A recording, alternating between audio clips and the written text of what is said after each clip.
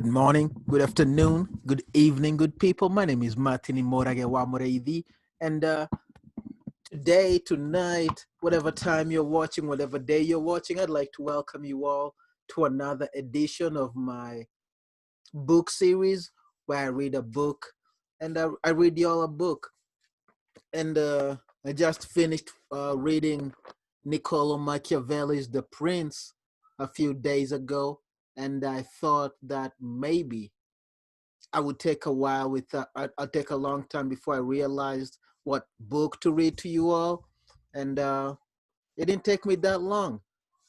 Uh, I've been reading the book of Proverbs, and I thought while reading it, I thought I was gonna read it to y'all. I thought I'll have to share some of this knowledge, some of these words. Anyway, I hope you all enjoy. I hope you get some knowledge, some wisdom, some understanding, whatever you get. I hope you get inspired to check it out. It's credited, I believe, to have been written by King Solomon. Anyway, today I'm going to read to you all chapter 1 and chapter 2. Chapter 1 is divided into 3 sections. The first section is called The Beginning of Knowledge, and that's from verse 1 to verse 7. Verse 8 to verse 19 is called Shun Evil. And then verse 20 to verse 33 is called The Call of Wisdom. Chapter 22 is called The Value of Wisdom. Anyway, the book of Proverbs, chapter 1, the beginning of knowledge. The Proverbs of Solomon, the son of David, king of Israel. To know wisdom and its instruction, to perceive the words of understanding, to receive the instruction of wisdom, justice, judgment, and equity, to give prudence to the simple, to the young man knowledge and discretion. A wise man will hear and increase learning, and a man of understanding will attain wise counsel. To understand a proverb and an enigma, the words of the wise and their riddles. The fear of the Lord is the beginning of knowledge, but fools despise wisdom and instruction. There's the second section, shun evil counsel. My son, hear the instruction of your father, and do not forsake the law of your mother, for they will be a graceful ornament on your head and chains about your neck. My sinner, or my son, if sinners entice you, do not consent.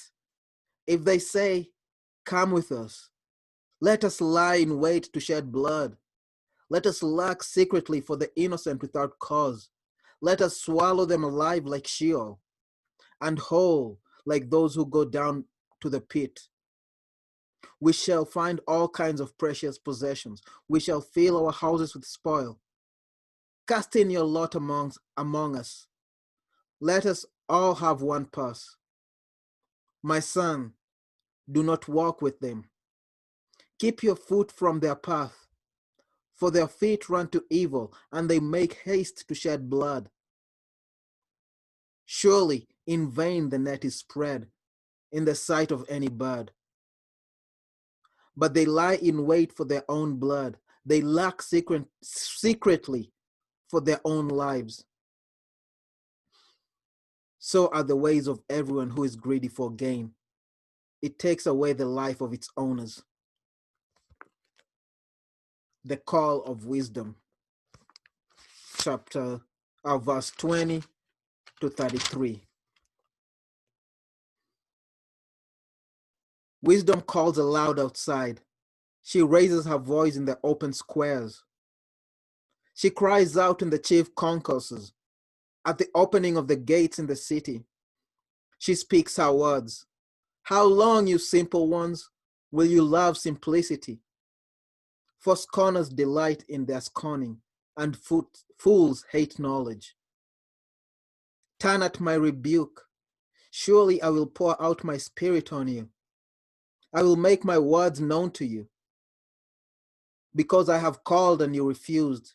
I have stretched out my hand and no one regarded. Because you disdained all my counsel and would have none of my rebuke. I also will laugh at your calamity. I will mock when your terror comes. When your terror comes like a storm and your destruction comes like a whirlwind, when distress and anguish come upon you, they will call on me, but I will not answer.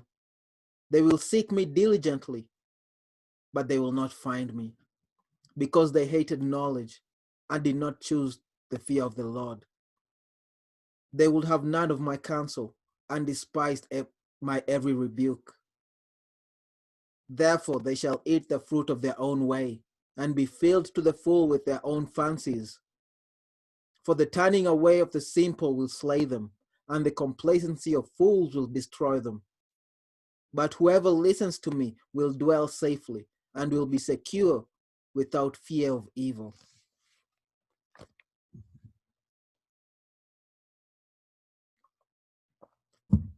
Chapter 2, the value of wisdom.